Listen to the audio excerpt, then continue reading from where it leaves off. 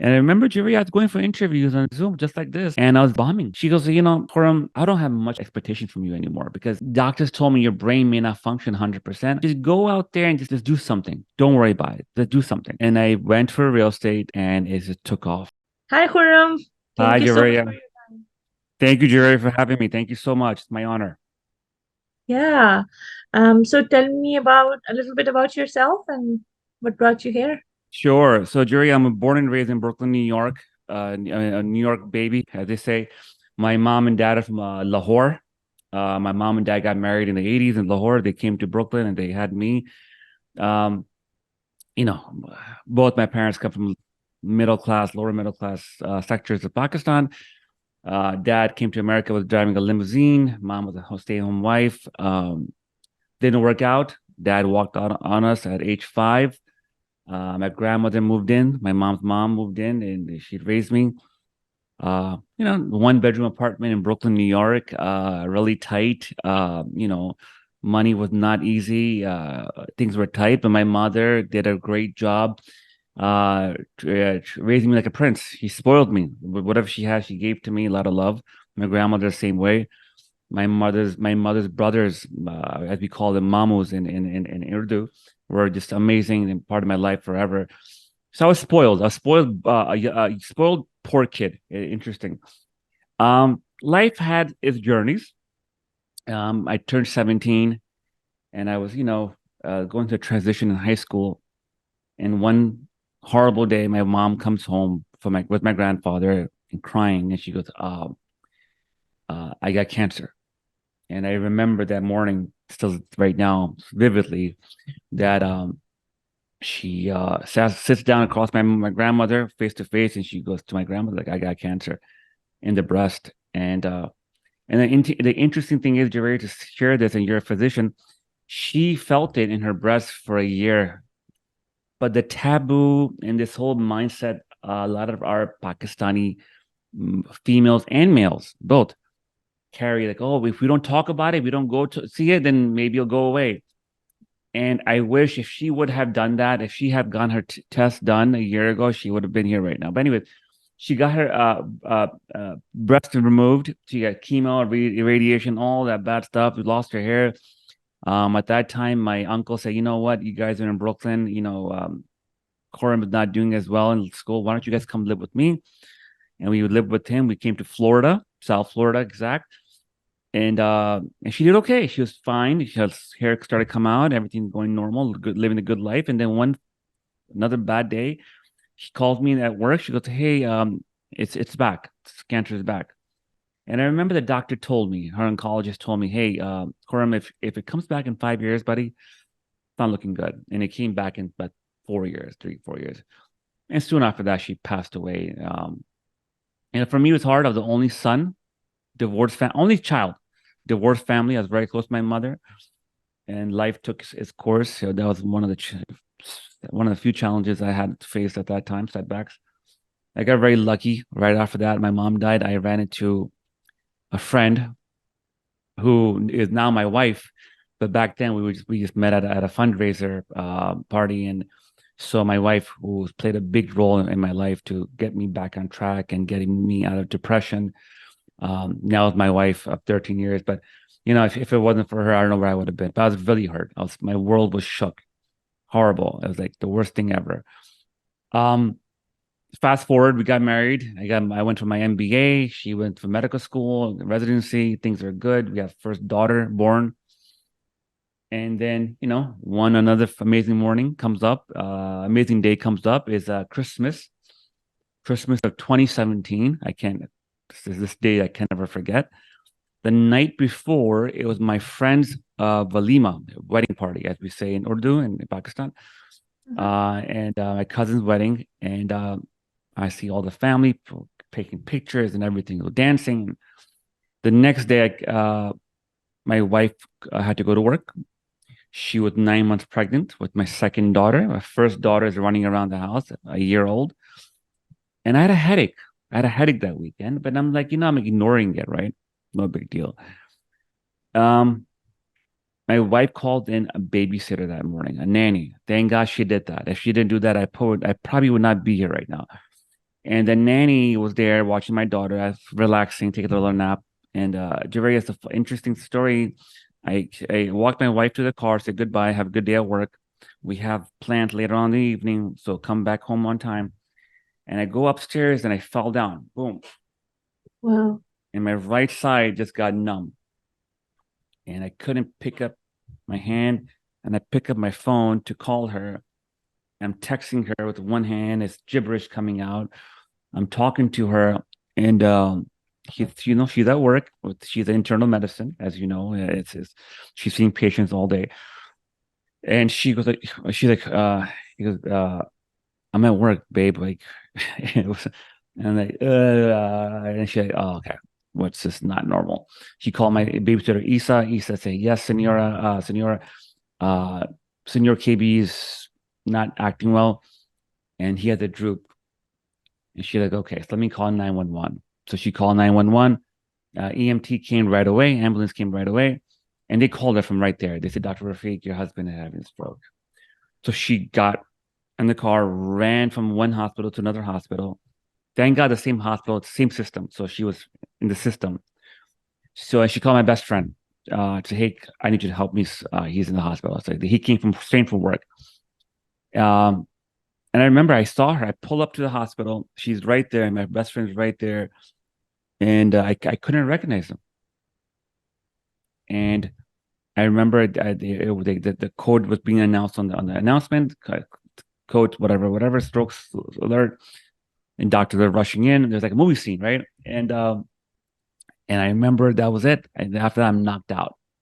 I'm knocked out. The only memory I have is the cat lab. I wake up and the guy doctor comes, looks at me and goes away. And I wake up a week later from Christmas Day till New Year's Eve night. I was in a dose coma. They came to find out for the all the physicians watching this and the doctors probably know my carotid artery had a dissection, which then resulted in a clot in my brain. The danger was the doctor told my wife, he goes, hey, doc, if I go there to the groin, put the thing up, go here, fix this, go here, put a stent, come back down, I may do more damage than good. What do I do, doc? What do you want to do? And she goes, you're the doctor and do what you have to do. And he goes, listen, this can maybe make him a vegetable, and maybe not, he may not survive this. And he did the procedure, and he was like, listen, it's not any worse. He's like, scan, but it's not any worse, but it's not any better. And he told her, hey, I recommend you call his family, his loved ones from out of town, have them come and say the goodbye. He's not looking good. So, people say to me, like, man, you're incredible. Your strength is amazing. I'm like, dude, I was out. The credit goes to my wife. 9 months pregnant, one baby at home. Thank God my in-laws are, God bless my in-laws. They've been part of my life, a big part of my life. It's a lot of support and love. They're watching my daughter at home and, and cooking. The show must go on in the back, right? My brother-in-law flew in. My father-in-law was there all morning, all night. My uncles are there all day in the hospital. And but the miracle of God, I mean, I made it. I woke up and yeah, he's healing. But they still were not sure, Javeria, that am I going to be able to walk again or talk again? Or how functional am I going to be? So they're preparing my wife for the worst, and I get that. I understand that. Mm-hmm. And I remember waking up and I turn around, barely can turn around. One of my best friends, Fawaz, Dr. Moyuddin, sitting right next to me, and he's a very muscular guy. His arms are like this, and he goes, "Hey, you had a stroke, man. So relax. You're not going anywhere anytime soon." And the things are going to my mind, like, oh my God, like, you're laying there. You're like, what happened? Yeah. Did I have a car accident or something? I mean, like, I didn't even know what a stroke was. I'm a business person. I have no idea. But 35 years old, by the way. I forgot to tell you that. Your audience, I'm Yeah. 35. I was a little overweight. You know, I wasn't obese, as my wife would say medically. You know, yes, did I sleep good? I was always a bad sleeper. Did I not eat? I didn't do no exercising, nothing. So I don't know. Till this day, they don't know what caused the carotid. It could be multiple reasons, they say. It could be genetics. It could be accident, a freak accident. But anyways, a long story short, I remember one story I'm gonna share with you. Then my speech therapist came to talk to me the next day. They say, Khurram Bukhari, can you say the word buttercup? And Jawaria, I kid you not. If they had $1 million in a bag and they put it in front of me and say, hey, Khurram Bukhari, say the word buttercup, it's yours. I couldn't do it.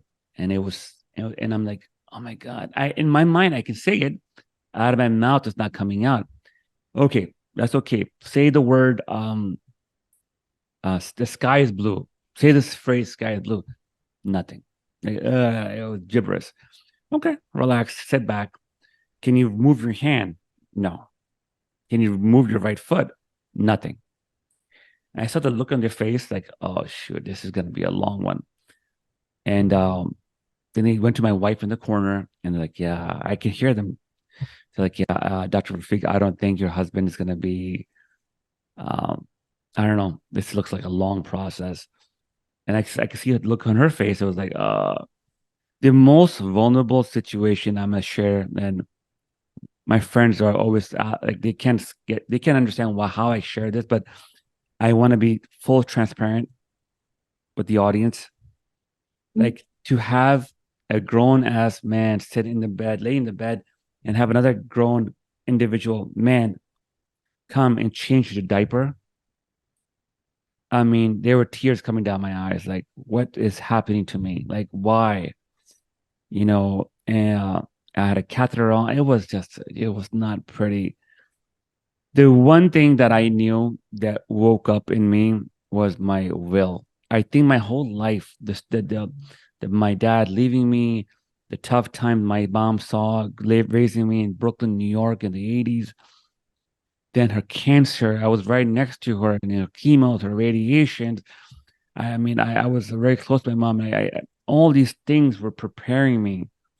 I was big into self development before my stroke. Tony Robbins, Grant Cardone, Deepak Chopra, uh, Lewis McGill. And I guess I was preparing myself. So all those things are, all those chapters are now kicking in. Like, okay, mind over matter. Where there's a will, there's a way. Mm-hmm. Just not under your story. You have a greater cause. And I say, guys, when the guy listen, I feel my sensation in my leg, my arm. I can move my hand a little bit. Give me a walker. I'm gonna walk to the bathroom. Oh, Mr. Bakari, we can't do that. I'm not, no, no, no, no. I don't care. Give me a walker. Are you sure? I go, yeah. Well, Dr. Rafiq, well, don't worry about Dr. Rafiq. My wife, I'll take care of her. Okay, sir. And then they bought a walker, and I started taking some steps. And my wife walks in right there. She's like, "What are you guys doing with him?" It's like, "Well, he told me." I'm like, "Sorry, mom, I got it, please." And I walked to the bathroom with the walker with two people next to me, and I started to take charge of my own process a little bit. And I'm a big believer in God and a higher power. So I think it's all from God. I believe that we co-create. We co-create with the higher power.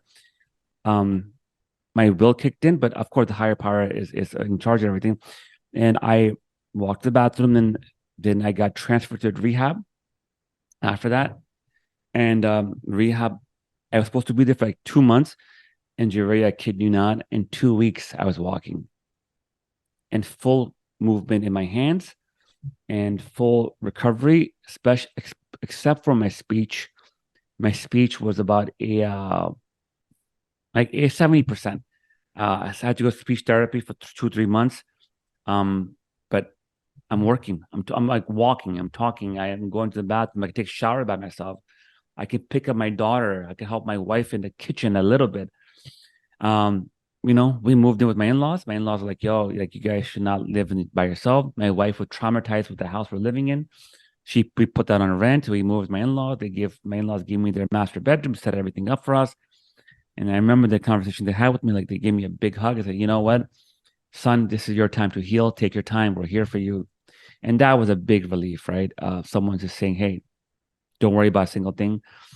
Um, I went back to work eventually, about 2 months later. And I walked in the office. I was a director of marketing for a tech startup. A good job. I was third in command at the company. Good job, good salary. And I walked in, and I had a meeting with my boss, my owner of the company, and he goes, "Hey, Alex, I'm back. Let's get started." And he goes, "Let's go for a little walk." And I'm like, "Okay, that doesn't sound so good." So we're going for a little walk, and he goes, "Hey, listen, man, I don't know how long it's gonna take you to, heal and come back. I had to find someone else to replace you. I love you, man. You're like a brother to me. I appreciate you. You started this company with me, but man, I had to find someone else." And Wow. I'm like, "You're my friend. You're my mentor. How could you do this to Wow. me? I have kids at home. I have a daughter coming next week. You know my wife. You came to the hospital. Me, the poor victim, and you are." And he goes, "Listen." And by the way, for the record, he was paying me every week. My wife would get a check every week. He was taking care of my family. He was a good guy. He came to the hospital 3 times. Um, and he said, "F you and this." And he goes, "Listen, I'm telling you right now, you're gonna thank me one day." I'm like, "Thank you? You're firing me."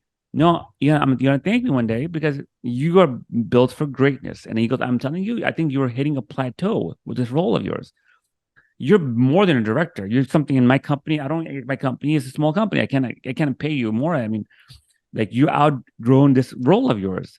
"No, you're just saying that." And anyways, I left, and I remember driving home, and I'm crying like a baby. Like, oh my God. Oh, my in-laws gonna hear this. What are they gonna think? At this time in our life with 35, I'm 35, she was 32, 33. We have very nice social life, a lot of high profile doctor friends, a lot of, life was really good. Like, and like, Yeah. what people gonna think of me now? Like, oh my God, he can't speak, he had a stroke, he lost a job. All these thoughts go through your head. And I got home and I told my wife, and she goes, like, I'm like, "Don't tell my in-laws, don't tell them this." And like, she's like, "No, I can't hide this from them." She told them, and they, again, came for a hug, and and a support. My sister-in-law came with like a lot of support, and my brother-in-law, everyone, her whole family, my uncles, my aunts and uncle was just there and say, "Hey, it's okay, you'll find your way." And I remember, Jerry, I was going for interviews on Zoom just like this, and I was bombing. My speech was not good. I was nervous, Hmm. and there was high profile jobs, VP of Yeah. marketing, executive of marketing, and I was failing them. And I'm like, "You know what, Sama, what am I going to do?" She goes, "You know what? Why don't you start real estate? You're a people person. You are like a power broker. Can I real estate?" She goes, "Khurram, I don't have much expectation from you anymore because doctors told me your brain may not function 100%. Just go out there and just do something. Don't worry about it. Just do something." Hmm. And I went for real estate, and it just took off. It just took off, and my speech was not 100%. But I would tell my clients from before, "Hey guys, I had a stroke. So work with me and bear with me as my speech is going to be a little slow." And they understood. And I went from one sale, two sale, three sale. My first year, I had like 12, 13 sales, which is like, unheard of for a real estate agent the first year. And friends are starting calling me, "Hey, we have a client, we have this," and everyone came together, and real estate became my thing. Entrepreneurship became my thing. And I'm like, "Whoa, wait a minute. Like, there is life. There is life here. There is something purpose here. There's more for me to do." And then from there, I got heavy into self-development. Hmm. Uh, I started doing, a lot of social media stuff, heavy social media, made a brand out of myself. Then we moved to Orlando, Florida. Here, a lot of opportunities came to me. I like almost tripled my income. People are asking me to come speak in their companies, and share my story. So now I do public speaking, motivational speaking. I do for companies, for individuals. I have a coaching program I do for my coaching program is for 20 years old, 21 to 30. If you're lost in life, if you're lost with a career, come talk to me. Here's my story. Here's what I have done to come out of it. Let me help you. I'm working on other entrepreneurial ventures right now, some major ones I'm working on right now. So life has come along, Yeah. you know. Sounds like an incredible story. Yes. Yes. people of them typically they're like very surprised I'm standing here. I'm your Yeah. physician. You probably see this and hear about this quite often. You know. Yeah. I kind of I haven't had a stroke, but when I was young I had a bone tumor removed from my leg and I lost control of my foot. Wow. So so I know how miserable I was when I woke up and I couldn't move my foot and didn't have any sensation. So I can't imagine what you went through.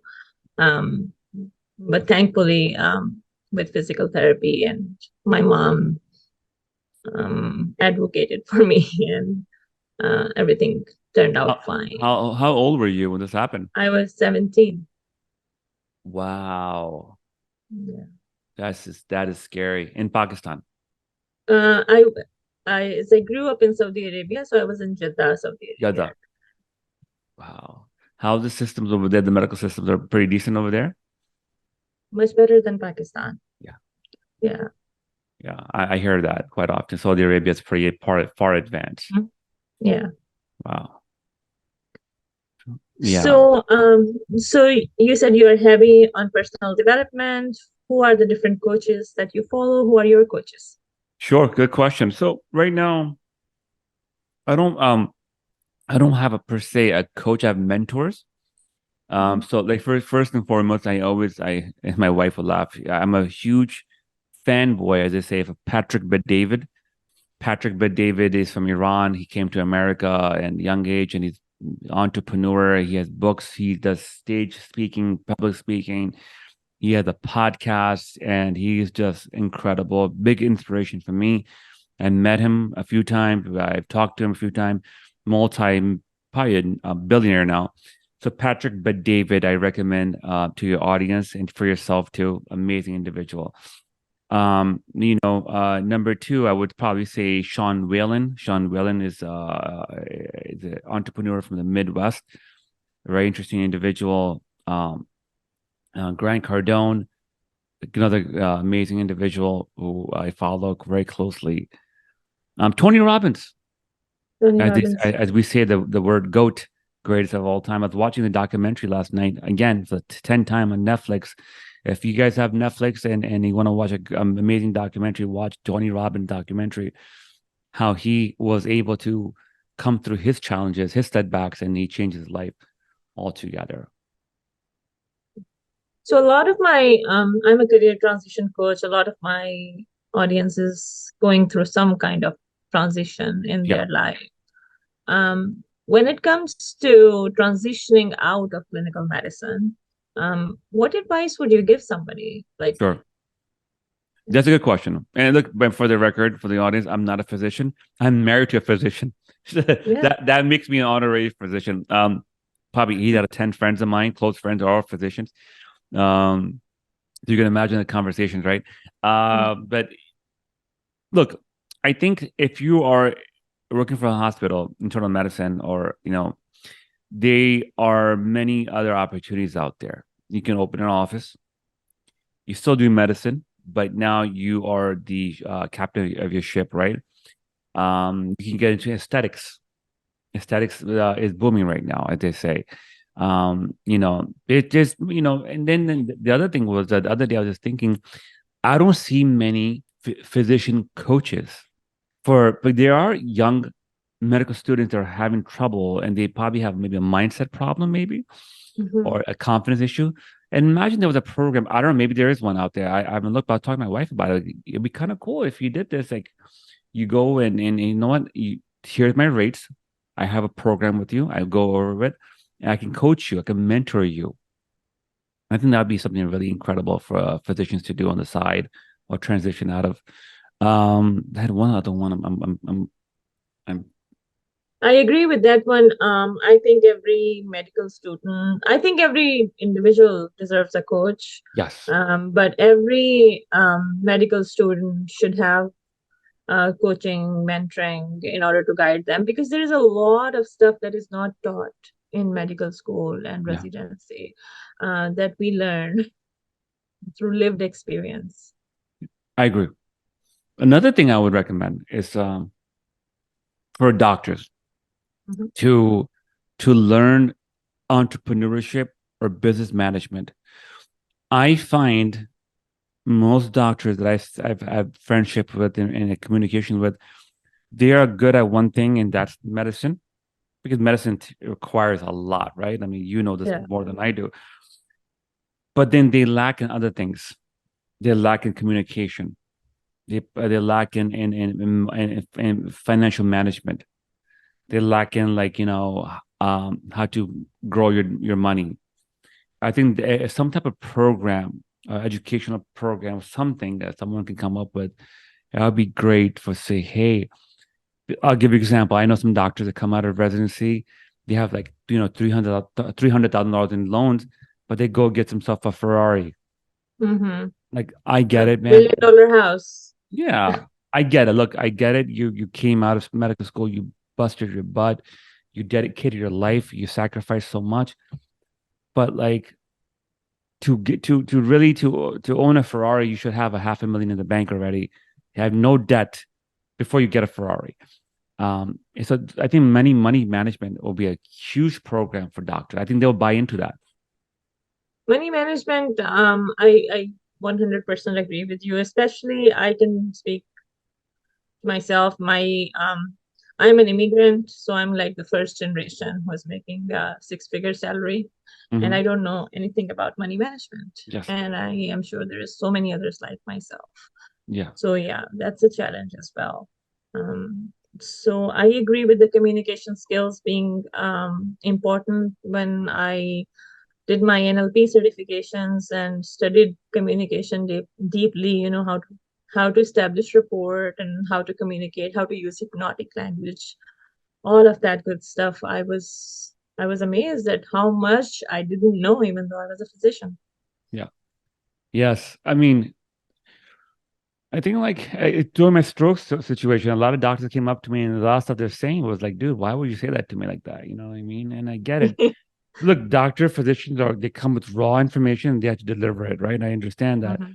But what if we can someone can teach the physician, say, hey, instead of doing this, first you say this, you let the calm down, the guards come down a little bit, and then you deliver. You know what I mean?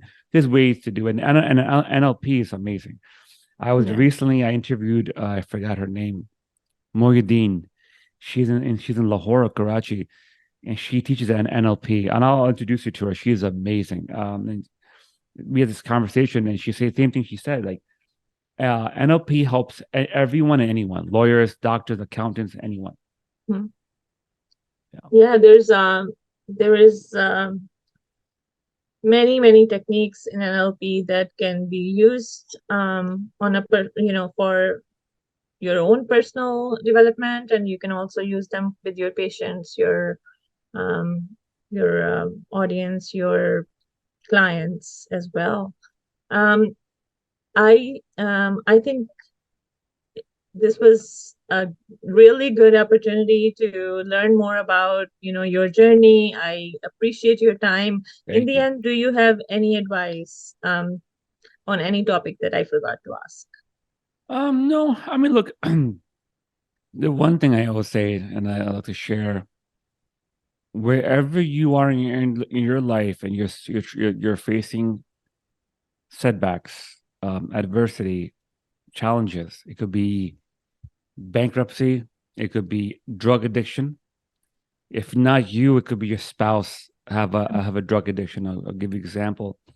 Mm-hmm. Just very recently, third, fourth degree friends, not even friends of a friend of friends. And husband was a physician. He got addicted to painkillers, and the marriage started to fall apart.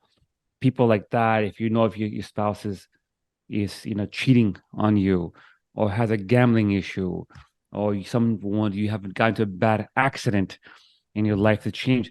Remember one thing: there is life, there is light under the tunnel, and the end of the tunnel. Don't give up. Have faith in something bigger than you. Um, slow down and look at situations that are below you. Go on Google and just type up India slums. You know, just right now in South America, there's a huge epidemic of child sex trafficking happening. 10 years old, 8 years old girls and boys are being kidnapped and be sold on the black market for things that, it could be a lot worse. So don't ever give up. Have the faith, invest in some books, invest in stuff. Look, I'm Muslim. I believe in Allah. And I'm not religious for the record, but if you're religious, great, perfect, then focus on that. If you have a religion in your life, but you can add to it. You can do self development and the religion. Do what works for you. And that's one thing I'll want to give to your audience before get going. Yeah, thank you so much for your time again. We'll talk some other time. Thank you, Jawaria. Good luck with your venture. I'm doing amazing work, and I'm here rooting for you. And anything I do to promote you, help you, you let me know. Thank you. Thank you, Jawaria. Thank you so much for having me.